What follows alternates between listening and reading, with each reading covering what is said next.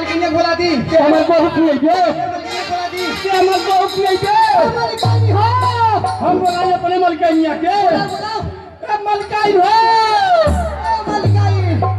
के हमर बहू की के हमर बहू की दे हम पानी अब ही चलवौली बहुत अरे त काटी धरब आओ लो ले मौकी संगे लड़ ले अरे का भाई जी का भाई बताई अरे बाबू अरे बाबू ए छोड़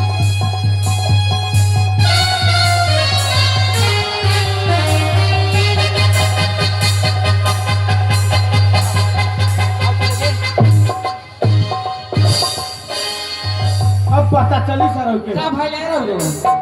कहा त तोर बहुआ खिया दे अरे मोटकी हमको गाय अरे हाय मोटकी कितना मारत क्या हो दादा अरे का रे मोटका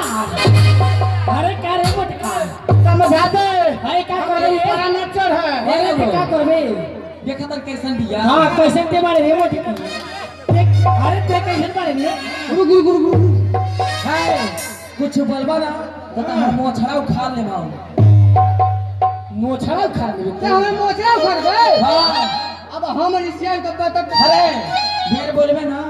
तो के छियाता ना फंसा दे कहा तो नहीं छितरा मजा आई छितरा ले गे समझा दे ओके समझा दे है क्या देखी अरे हाय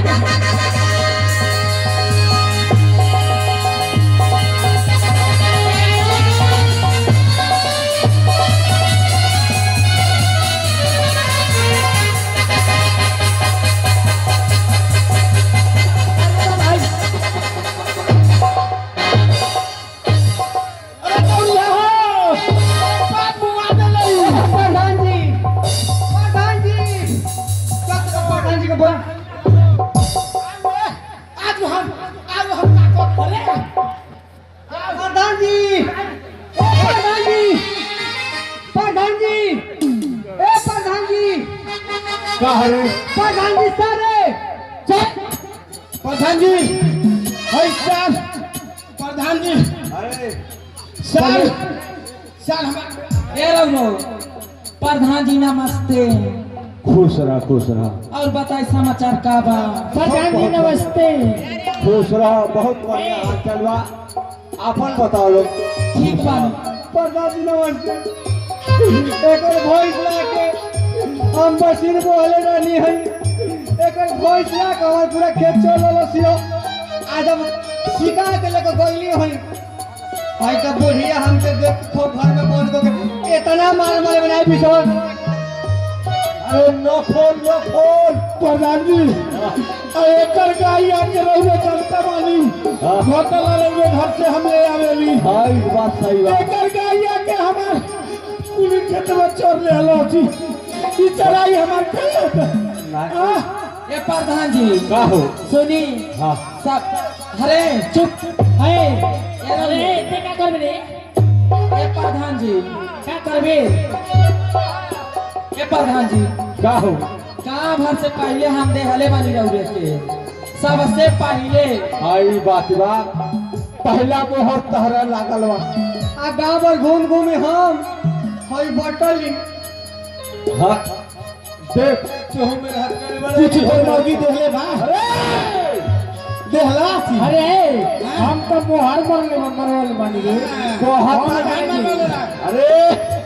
काहे रतिया प्रधान पैसा वाले जाके देते रहल तक अपने से पूछ ले हरी मोटे की कितना पैसा खइले भी आई पैसा समझा दी बस हो नहीं सरौ दहिया तू दे मार के अब ले तो थाने पर मर्द महल को झुका के अरे थाने बात मत कर हमारे गांव में कोई पुलिस नहीं है हमार काम तो बाबा ले जाते थाने में तूने जगह बंद करवा थाना हमारे आदेश से चलेगा हम प्रधान है अरे प्रधान जी अरे रौरे मान के भीड़ रोके जरूरत नहीं कहीं थाने पे सुन हमारी बात कर ए रौरो है प्रधान जी सब बात छोड़ी हाँ हम जाता नहीं गौरी बाजार और जा थाना पर तो छिहत्तर फसाई नहीं ना ए! मत कहिए सुन तो छियतरा नहीं फंसा उतरले है।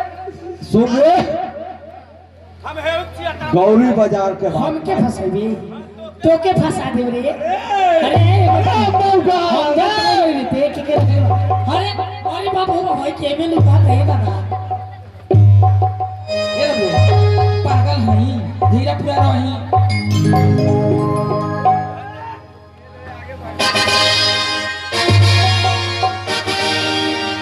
कहता नहीं कि हमारे ग्राम सभा नौका टोला में तो पुलिस आ नहीं सकेला।